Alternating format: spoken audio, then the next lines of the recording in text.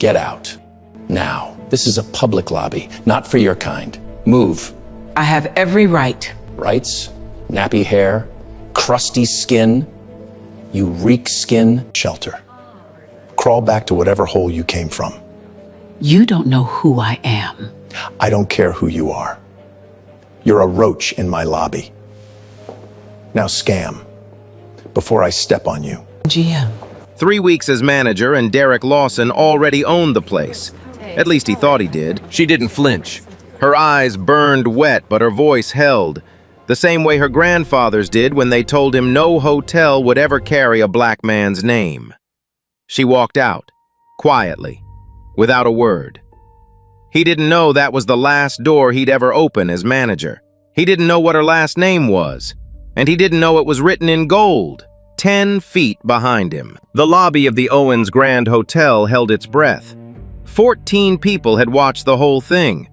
A couple at the front desk, a bellhop gripping a luggage cart, 3 guests on the leather sofas.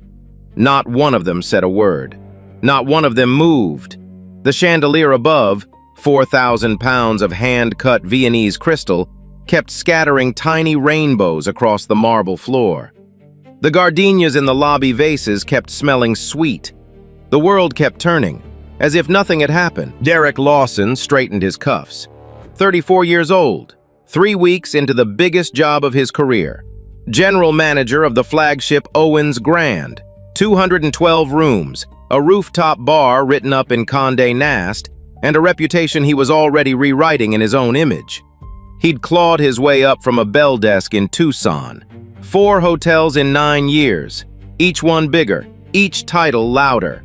When the recruiter called about the Owens Grand, he bought a new suit before the interview ended. In 3 weeks, he'd fired the assistant general manager, a black woman named Vivian Porter, 12 years on the job, for restructuring. He'd rewritten the dress code, sent a memo about maintaining the visual standard of all public-facing spaces. The woman in the linen dress did not meet the visual standard. That was enough. Derek turned to Nora Sinclair at the front desk. "That's how you handle it," he said. "You let one in, more show up, like roaches." He walked toward the staircase, whistling. Nora didn't move. Her hands were shaking, not from fear, from something worse. She'd worked here 4 years. She'd seen the photos on the company intranet. She'd read every quarterly newsletter. She knew the face of every person in the leadership chain, from the regional VP all the way up. Her eyes drifted to the wall behind the concierge station. Gilded letters carved into stone, 5 of them, there since 1962. Owens. She looked at the revolving door, still spinning, then at the name on the wall, then at the door. She picked up the phone. Her fingers dialed the regional office before her brain caught up. When Charlotte Hayes answered, Nora said only one sentence. "He just threw her out." The line went quiet for 3 seconds. Then Charlotte said a word Nora had never heard a VP use before. Charlotte Hayes had been a regional VP for 11 years. She'd handled noise complaints from senators, a kitchen fire during a governor's fundraiser, and a plumbing disaster that flooded the presidential suite 40 minutes before a Saudi prince checked in. None of that prepared her for this phone call. "Which woman?" Charlotte asked. But she already knew.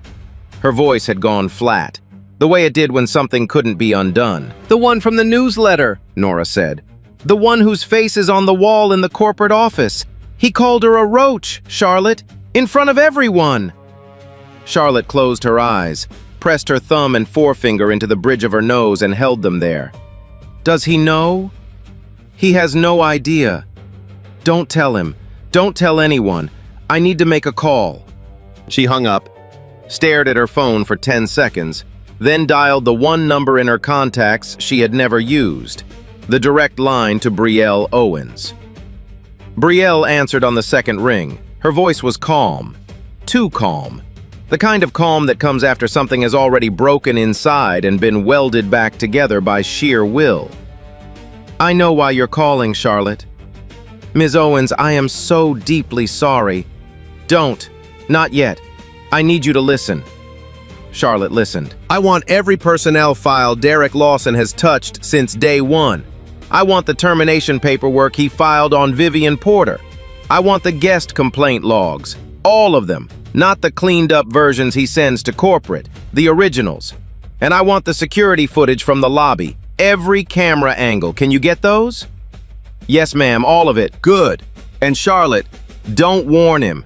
Don't transfer him. Don't change a single thing about his day. I want to see exactly who he is when he thinks nobody's watching. The line went dead. Charlotte sat still for a full minute. Then she opened her laptop and started pulling files. Brielle Owens didn't become a billionaire by shouting. She became one by remembering. Her grandfather, Harold Owens, built the first Owens Hotel in 1962. He started with a $400 loan, a piece of land nobody wanted, and 2 hands that had been turned away from every hotel lobby south of the Mason-Dixon line. They didn't just refuse him rooms, they refused him water. They refused him a seat in the dining room. A manager in Birmingham once called the police because Harold asked to use the restroom. He was 26 years old. He built his own hotel, a 12-room lodge on a county road outside Atlanta. He painted it himself, laid the tile himself. His wife Eleanor sewed the curtains and folded every towel. On opening night, every room was booked. All 12 guests were black. No other hotel in the county would take them. Harold built a second, then a third. By the time he died in 1989, there were 6 Owens properties across 4 states. Each one carried his name on the front wall. Each one had the same rule carved into the staff handbook. Every guest is someone who chose us. Treat them like it. His son Thomas expanded the chain to 10. And when Thomas suffered a stroke at 58, his daughter stepped in. Brielle was 31, fresh out of Wharton, the only person in the boardroom who looked like the guests her grandfather had built those hotels for. The board doubted her. The press ignored her. A rival CEO told a reporter, on the record, that the chain would fold within 18 months. Brielle doubled the portfolio in a decade. 14 luxury properties, 9 states, a $2.1 billion valuation. Forbes profiled her twice. The Wall Street Journal called her the most important hotelier most Americans have never heard of. She liked it that way. She didn't do press tours. She didn't sit on panels. She did something else. She walked into her own hotels, unannounced, underdressed, unrecognized, and watched. She called them truth walks. No entourage, no heels, no name tag. Just a black woman in a simple dress sitting in a lobby, seeing how long it took for someone to decide she didn't belong. Most of the time, her staff passed. They smiled, offered water, asked if she needed anything. Small kindnesses that told her everything she needed to know. Today was not most of the time. Today, a man her own company had hired looked at her skin, her hair, her clothes, and called her a roach. Threatened to drag her out of a building her grandfather had painted with his own hands. Brielle sat in her car across the street, engine off, book in her lap. She wasn't reading, she was making a list. She was very good at lists. Derek Lawson slept well that night. He always did. The kind of man who throws a woman out of a hotel lobby and whistles on his way upstairs doesn't lose sleep. He gains confidence. In his mind, he hadn't done something wrong, he'd done something necessary. By Wednesday morning, 2 days after the incident, he'd already forgotten her face. She was just another problem he'd solved, another stain he'd wiped clean. What he hadn't forgotten was the feeling. The lobby going quiet, the staff watching, the authority rolling off him like heat from asphalt. He liked that feeling. He wanted more of it. So he made a new rule. He called it the Lobby Protocol. 1 page printed and pinned to the staff break room wall next to the new motivational poster. The language was corporate enough to survive a glance from HR, but every employee who read it understood exactly what it meant. All non-registered individuals occupying public-facing spaces for more than 10 minutes must be approached and asked to present a room key or valid reservation confirmation. Failure to comply warrants immediate escort from the premises. Translation: if they don't look like they belong, move them out. The staff knew who they meant. Nobody had to ask. Derek wasn't done. That same morning, he pulled 2 black housekeepers into his office, closed the door, told them their natural hair was unprofessional and visually inconsistent with guest expectations. He gave them 1 week to fix the situation. One of them, a woman named Clara, had worn her hair in braids for 14 years. 3 managers before Derek. Not one had ever said a word about it. Clara went home that night and cried into her bathroom mirror for an hour. He moved the only black front desk agent, Tanya Wallace, 6 years on the job, to the overnight shift. Better fit for your skills, he told her. Tanya had earned the highest guest satisfaction scores for 3 consecutive quarters. She'd received 11 handwritten thank you notes from guests that year alone. Derek didn't read any of them. He didn't need to. He'd already decided where she belonged. Then he went to the staff break room and took down the photos of Harold Owens. 4 of them. Harold breaking ground in 1962. Harold shaking hands with his first guest. Harold and Eleanor on opening night.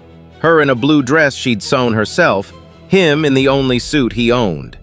Harold cutting the ribbon at the 5th property, 73 years old, tears on his cheeks. Derek stacked them face down on a shelf. Replaced them with a single poster. Excellence is a habit. Nobody stopped him. Not one person. Vivian Porter found out about all of it 3 days after being fired. She was sitting in her apartment, the one she'd finally moved into after 7 years of 60-hour weeks at the Owens Grand. Assistant General Manager. Employee of the Year twice. She'd trained half the staff. She knew which faucet leaked in room 614, which elevator stuck between floors on humid days, which vendor overcharged on linens every March. Derek fired her on his 4th day. Called it restructuring. Didn't look her in the eye. He was already measuring her office for new furniture before she'd finished packing her desk. Now, sitting on her couch in sweatpants at 2 in the afternoon, her phone rang. A number she didn't recognize. Vivian, this is Brielle Owens. Silence. A sharp inhale, the sound of a coffee cup being set down too hard. Ms. Owens, how did you— I know what happened to you. I know why. And I need you to tell me everything. Vivian talked for 47 minutes without stopping. She told Brielle about the hair policy, about Tanya's demotion, about the photos in the break room. She told her about guest complaints Derek had buried. A black couple from Philadelphia told their confirmed suite was no longer available and offered a room next to the service elevator. A family reunion booking for 32 people, all black, quietly canceled for scheduling conflicts. Vivian had checked the calendar herself. No conflicts existed. The ballroom sat empty that entire weekend. He's not just rude, Ms. Owens, Vivian said. Her voice broke on the last word. He's systematic. He's building a wall and calling it a standard. Brielle was quiet for a long time. When she spoke, her voice was steady as stone. Write everything down. Names, dates, room numbers, every conversation you remember. What are you going to do?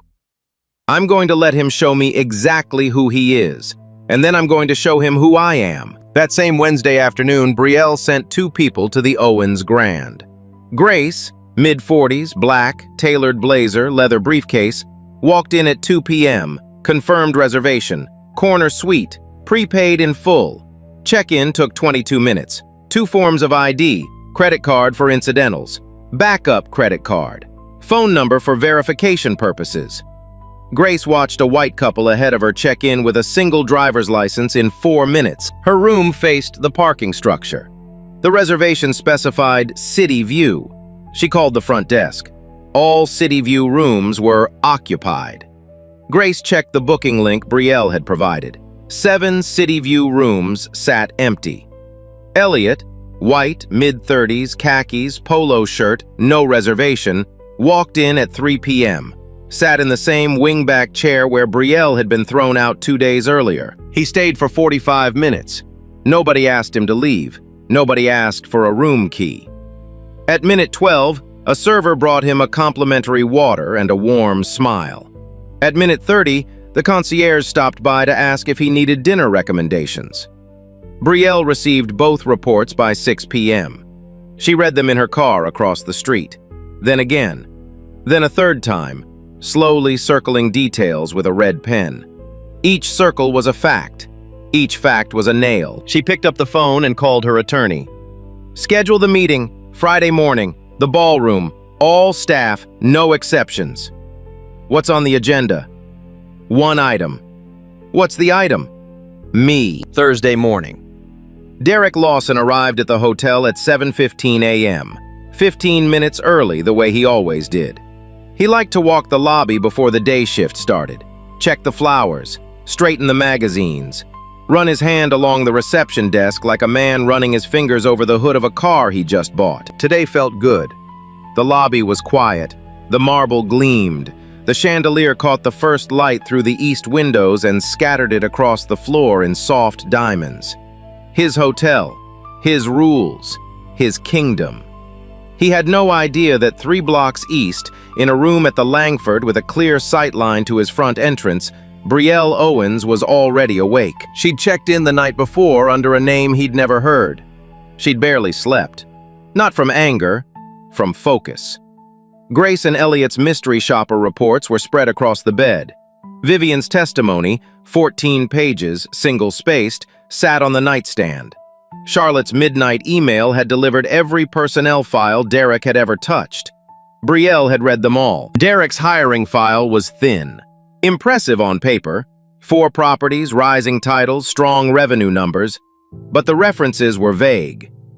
Results-driven. Takes initiative. Doesn't hesitate to make hard calls. Language that sounded professional until you realized it was code for something else entirely. Nobody had called his previous hotels to ask why he'd left. Nobody checked the turnover rates under his management. Nobody noticed that at every property Derek ran, the number of black and brown employees dropped by 30% within his first year. Brielle noticed. She pulled up the financial reports he'd submitted to corporate. 3 weeks of numbers. At first glance, strong.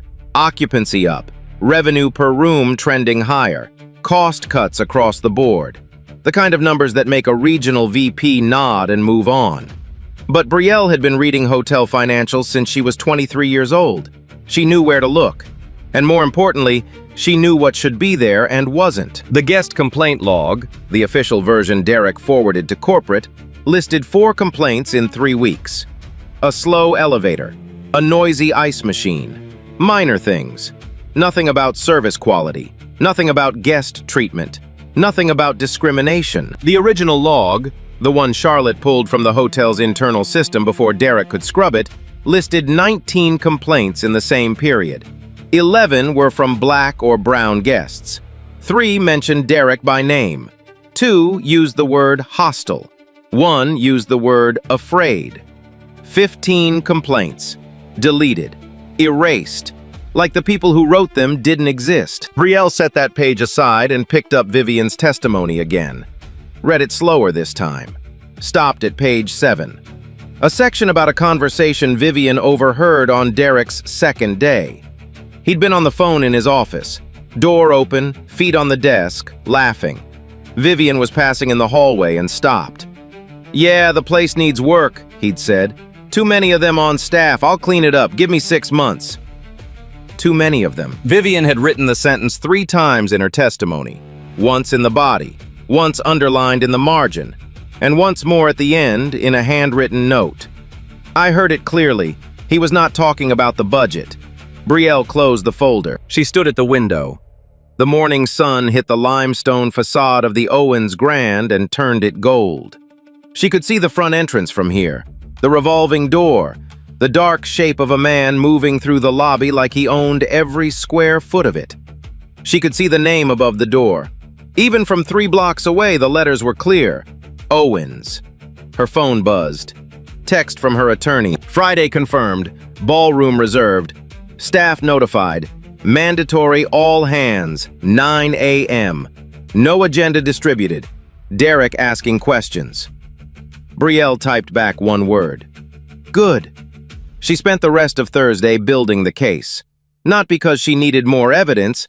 She had enough to fire Derek 10 times over.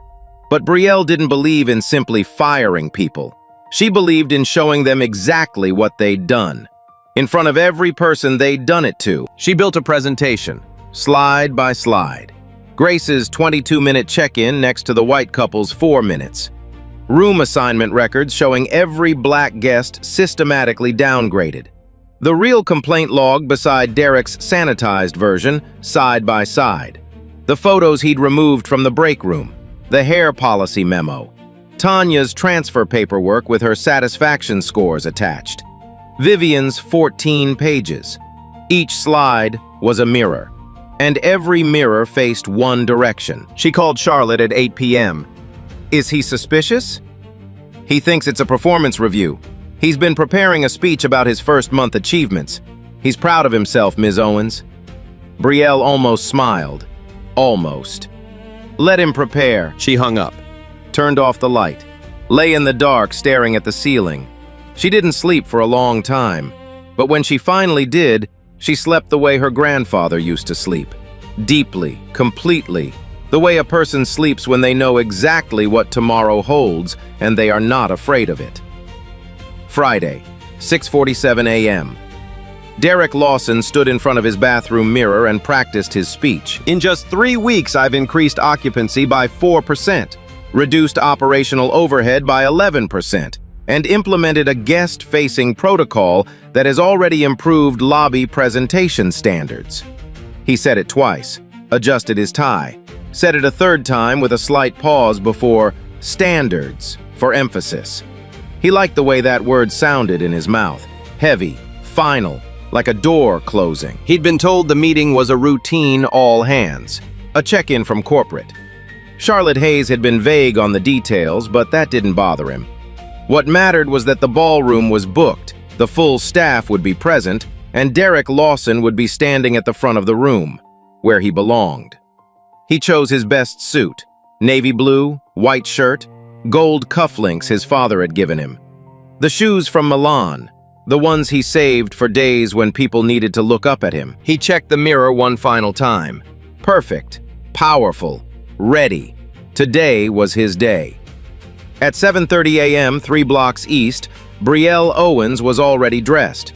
She wore the same linen dress, the oatmeal one, the one she'd been wearing when Derek called her a roach and told her to crawl back to whatever hole she came from.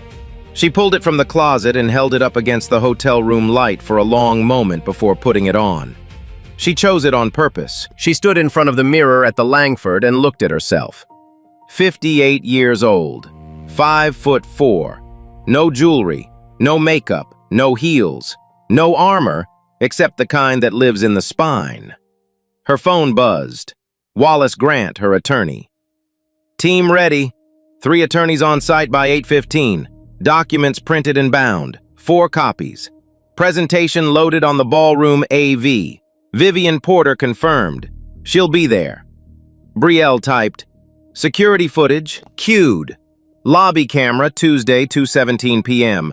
Clear angle, full audio. His face, his words, everything. Brielle set the phone down. She picked up the paperback, the same one she'd been reading when Derek threw her out, and slid it into her bag. She didn't need it, but she wanted him to see it. She wanted that one small detail to land like a pin dropping in a silent room. At 8:45 a.m., the staff of the Owens Grand filed into the ballroom. They came in waves. Housekeepers still smoothing their uniforms. Front desk agents checking their phones. Kitchen staff smelling like coffee and stainless steel. Maintenance workers in boots. The overnight team, bleary-eyed and confused, still in their work clothes. 87 employees, every single one. The room hummed with low, nervous conversation. Nobody knew what this was about.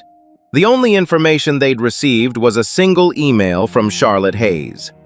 Mandatory all hands, Friday, 9 a.m., ballroom, no exceptions, no agenda. No agenda. 2 words that made everyone uneasy. Nora Sinclair sat in the 3rd row. She hadn't slept since Tuesday. She sat with her hands folded tight in her lap and her eyes locked on the ballroom doors. She knew what was coming. She was the only one in the room who did. Clara, The housekeeper Derek had ordered to fix her hair sat in the back row. She'd worn her braids today, every single one of them, freshly done. She didn't fully understand why she'd spent 2 hours on them last night. It just felt like something she needed to do. Tanya Wallace sat beside her. 4 hours of sleep. Dark circles under her eyes. The overnight shift Derek had banished her to was killing her slowly. She stared straight ahead and said nothing. At 8:55, Derek walked in, chin up, shoulders squared. The slight roll in his step of a man who believed every room was built for his entrance. He carried a leather portfolio, his prepared remarks.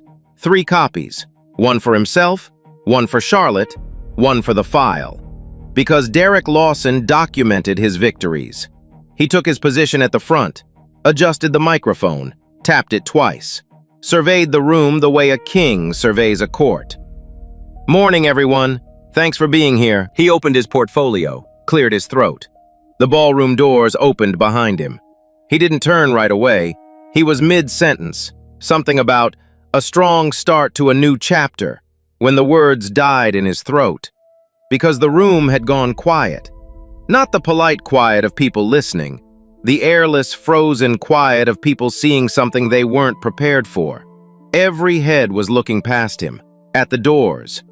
Derek turned. Brielle Owens stood in the doorway. Same linen dress, same flat shoes, same paperback tucked under her arm. Behind her, 3 people in dark suits carrying briefcases.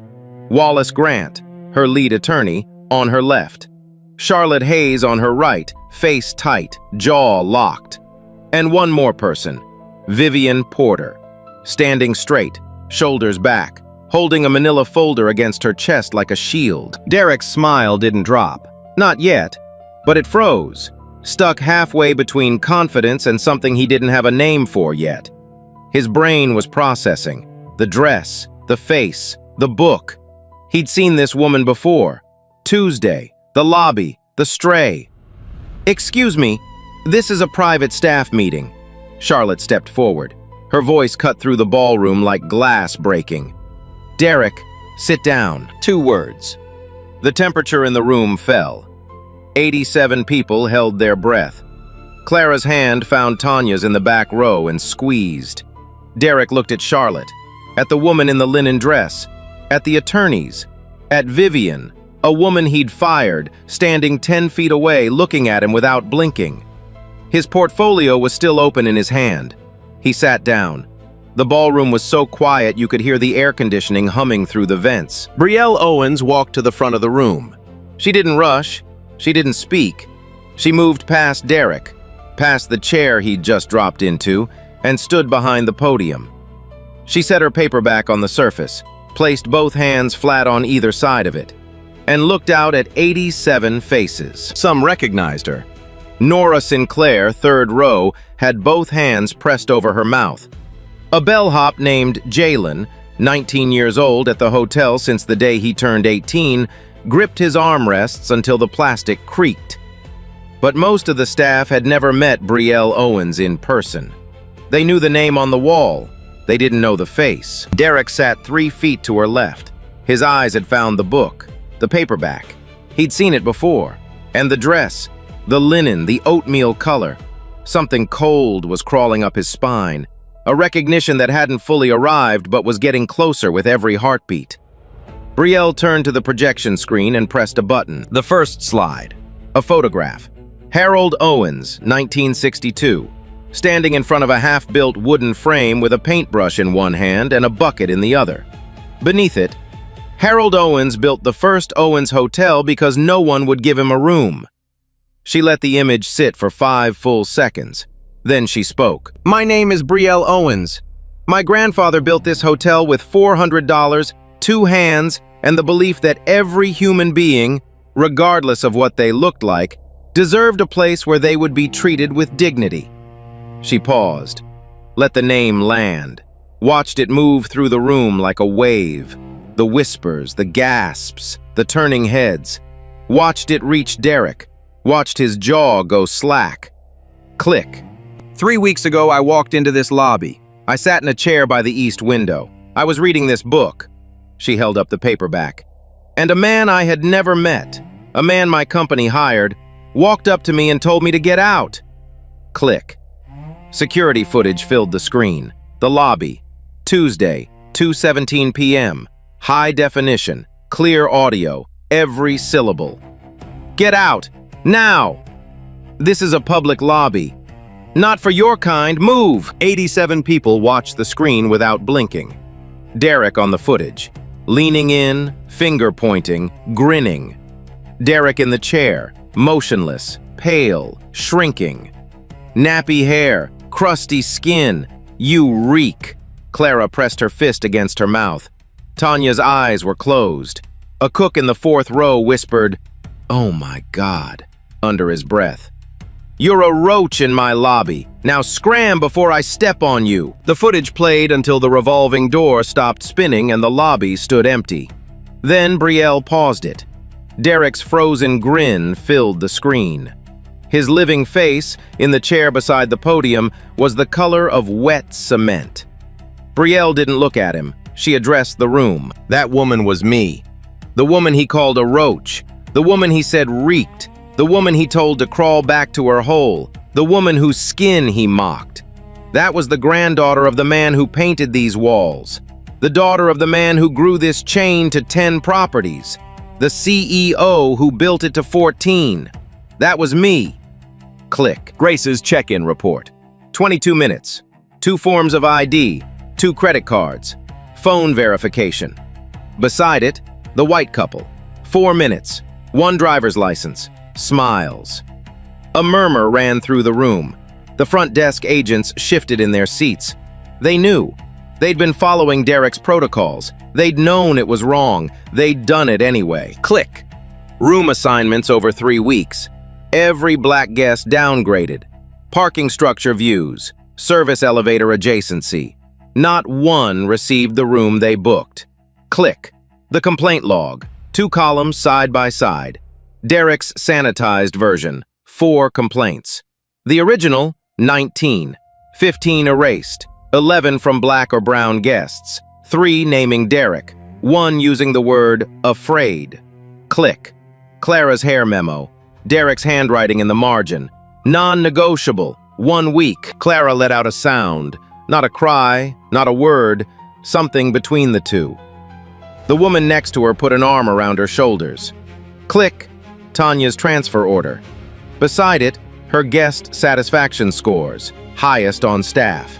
11 handwritten thank you notes. 1 from a guest who'd written, "Tanya is the reason we come back every year." Tanya opened her eyes. She read the note on the screen. Her lip trembled once. Then she set her jaw and didn't look away. Click. The canceled family reunion. 32 people, all black. Scheduling conflict. Next to it, the ballroom calendar. Empty. The entire weekend. Not a single booking. Click. Harold Owen's photos. 4 frames, stacked face down on a break room shelf, replaced by a poster that read, "Excellence is a habit." Jalen, the 19-year-old bellhop, stood up from his chair. He didn't say anything. He just stood, like he couldn't sit through that slide, like his body refused to stay seated while the founder's face was stacked on a shelf. After a moment, he sat back down. His hands were shaking. Brielle let the silence hold for 10 seconds. Then she turned to Derek. He was unrecognizable. The Navy suit that had made him feel untouchable 3 hours ago now hung on him like a costume. His gold cufflinks caught the light, but he didn't shine. The portfolio he'd prepared, his achievements, his numbers, his vision, lay closed on his lap like a book no one would ever read. "Mr. Lawson," Brielle said, "would you like to respond?" He opened his mouth. Nothing. Closed it. Tried again. I didn't know who you..." Would it have mattered? She took 1 step toward him. "If you'd known I was the owner, would you have spoken to me differently? Would you have treated Grace differently? Tanya? Clara? Would you have given that family their reunion back?" Silence. You didn't throw me out because you didn't know who I was. You threw me out because of what I look like, because of the color of my skin, because in your mind, A black woman in a simple dress couldn't possibly belong in a lobby this beautiful. That's not a mistake, Mr. Lawson. That's not a lapse in judgment.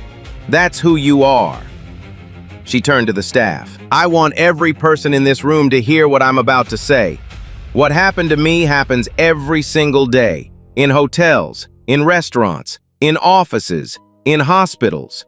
People who look like me walk into spaces we've earned and are told, with words or with looks or with silence, that we don't belong. My grandfather spent his entire life fighting that lie. He built this place so that no one would ever feel what he felt when they slammed those doors in his face. And in 3 weeks, one man tried to undo 60 years of that promise. She nodded to Wallace Grant. Her attorney stood, walked to Derek, set 3 documents on the table in front of him, one by one. Termination letter effective immediately. Notice of investigation under Title VII of the Civil Rights Act, and a preservation order for every file, email, and communication you've touched since your first day. Derek took the papers with both hands. They rattled against each other. Brielle looked at him one final time. On Tuesday, you asked me if I was deaf or just slow. She held his gaze. I'm neither, Mr. Lawson. I'm patient, and I remember every word. She turned to the staff. One more thing.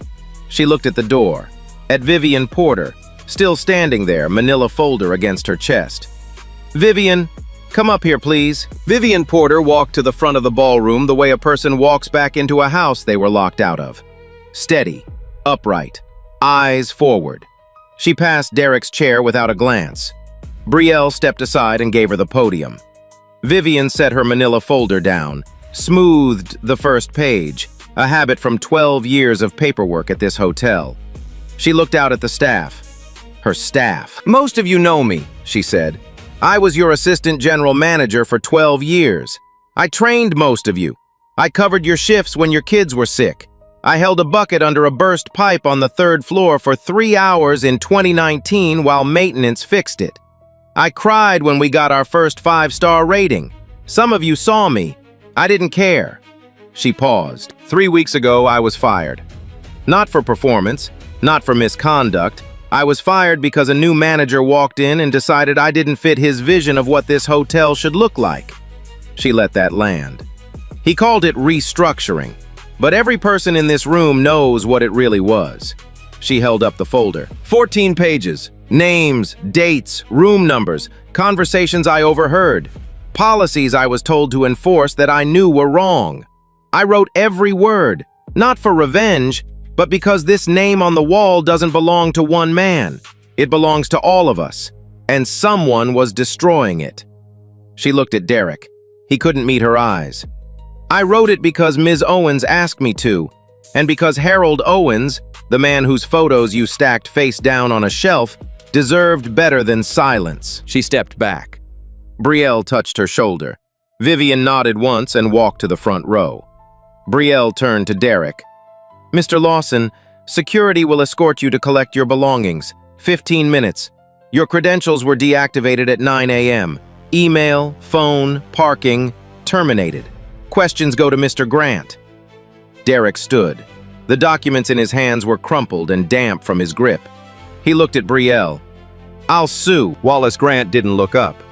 You're welcome to. We have HD security footage with full audio. A documented pattern of racial discrimination spanning 3 weeks. 15 deleted complaints. 14 pages of testimony. Mystery shopper reports. Room data showing systematic downgrading of black guests. A handwritten memo ordering employees to change their natural hair. And the termination of a 12-year employee on day 4 without cause. He snapped the briefcase shut. Call your lawyer. We'll be here. Derek picked up his portfolio, the one with his victory speech, the one he'd printed 3 copies of, and walked toward the door. 2 security guards fell in beside him, the same team he'd threatened to call on Brielle 5 days earlier. They walked him through the corridor, past the break room where Harold's photos used to hang, through the lobby, past the wingback chair, past the front desk, past the gilded letters on the wall. Owens. He didn't look at them. He looked at the marble floor, The floor Harold Owens had chosen himself in 1987. The floor Derek had walked across every morning like he owned it. The revolving door pushed him out into the sunlight. The same door Brielle had walked through on Tuesday. The same sidewalk. Except she had left with quiet dignity. He stumbled. Back in the ballroom, Brielle addressed the staff one final time. "I owe you an apology. Not for what Mr. Lawson did. That's on him. But my company hired him. Our vetting failed. For 3 weeks, you came to work under a man who made you feel less than what you are. That is my responsibility." She looked at Clara. "Your hair is beautiful. It has always been beautiful. That memo is gone. The policy behind it is gone. And as long as my name is on that wall, it will never come back." Clara broke. She covered her face and sobbed, raw, shaking sobs that filled the ballroom. The woman beside her pulled her close and held on. She looked at Tanya. "Day shift, effective immediately. Your satisfaction scores, the ones he never read, go in this year's annual report. By name." Tanya pressed her lips together, nodded once. Her eyes were red, but she held. She held the way Brielle had held in the lobby, the way generations of women who looked like them had always held. Brielle looked at the room. "Vivian Porter is your new general manager, effective today." The ballroom broke open. Not applause, something deeper. Relief. Release.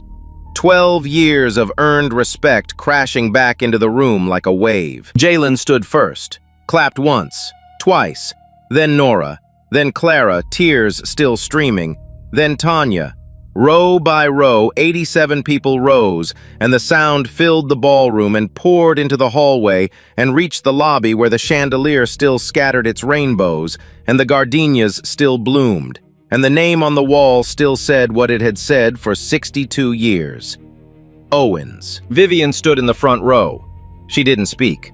Tears ran down her face and she let them. 12 years in this building, fired 3 weeks ago. Standing here now as its leader. Brielle watched from the podium. She didn't clap. She didn't cry. She stood with her hands at her sides, her grandfather's name behind her, and let the moment be what it was. Some things don't need words. The story didn't stay in the ballroom. A guest named Denise had recorded 40 seconds of Tuesday's lobby incident on her phone. She posted it Friday night with 3 words. "Watch this, please." By Saturday morning, 600,000 views. By Monday, 4.7 million. CNN picked it up, then NBC, then the Washington Post. The New York Times ran a profile on Harold Owens, the man who built what they told him he couldn't. Hashtag Justice for Brielle trended for 3 days. Hashtag Know Who You're Talking To became a meme. T-shirts were printed. Comment sections exploded with the same line over and over. She owned the building. He called her a roach. Derek Lawson's name trended too. Not the way he'd imagined. He deleted his LinkedIn within 48 hours. No hotel chain returned his calls. No recruiter reached out. Last anyone heard, he'd moved back to Tucson. The industry forgot him in a month. The internet didn't. 6 months later. The Owens Grand was rated #1 in guest satisfaction across the Mid-Atlantic region. Vivian Porter had rebuilt the culture from the inside out. Staff turnover hit its lowest point in a decade. Harold's photos were back on the break room wall, reframed with a new plaque. Our founder, our standard, our family. Tanya was back on the day shift, promoted to senior supervisor. Her guest thank you notes filled an entire binder. Clara still wore her braids. Every day. Nobody said a word, except guests who told her she looked beautiful. Nora was promoted to assistant general manager. She'd earned it long before Tuesday, but that phone call, those 2 words to Charlotte, changed everything. Jalen, the bellhop who'd stood up in the ballroom, was enrolled in a hospitality management program. Brielle was paying his tuition. She hadn't told anyone. He found out when the registrar mentioned the donor's name. He sat in the break room and stared at Harold's photograph for a very long time. On a Tuesday morning, 6 months to the day, Brielle Owens walked into the Owens Grand Hotel. Same linen dress, same flat shoes, same paperback. She sat in the wingback chair by the east window, crossed her ankles, opened her book. Nora saw her from reception, smiled, picked up the phone. "Miss Porter? She's here." Vivian came down from the 4th floor, walked across the lobby she now ran, stopped in front of the chair. "Welcome home, Ms. Owens." Brielle looked up, smiled. The first real smile she'd let herself feel in this building since her grandfather died. "It's good to be home." Above the concierge station, the gilded letters caught the morning light. Owens. There since 1962. Not going anywhere. What would you have done if someone kicked you out of your own building? Drop it in the comments. I need to hear it. And if this story hit you the way it hit me, share it. Send it to someone who needs it today. Subscribe so you never miss the next one, because there are more stories like this, and they deserve to be told.